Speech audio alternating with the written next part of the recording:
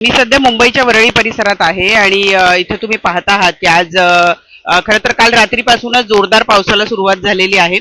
सलग रात्रभर पाऊस पडतोय आणि त्याचा परिणाम असा झालाय की आज अनेकांनी मुलांना शाळेत पाठवलेलं नाहीये. दुसरीकडे आपण जर बघितलं तर सततच्या पावसामुळं कुठेतरी जे चाकरमानी आहे, जे ऑफिसच्या दिशेने निघालेले आहे, त्यांचे सुद्धा हाल होत असल्याचं आपल्याला बघायला मिळत आहे.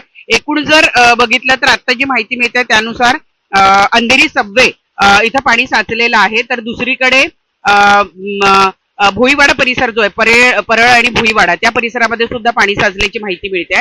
आणखी एक महत्वाची बाब म्हणजे की दादर माटुंगा स्थानकाच्या दरम्यान सुद्धा पाणी साचलेलं असल्याचं कळत आहे. एकूण जर आपण बघितलं तर मुंबईमध्ये आज सकाळपासून चांगलाच पाऊस होतो आहे, पण त्याचबरोबर मुंबईच्या इतर परिसरामध्ये सुद्धा चांगला जोरदार पाऊस होत असल्यामुळं सगळीचकडे आज थोडीशी जे कामावर जाणारी लोक आहेत त्यांची दाणादाण उडताना दिसते. खरं तर पाऊस गेला असं वाटायला लागलेलं असताना हा पाऊस जो आहे तो पुन्हा वाढलेला असल्यामुळं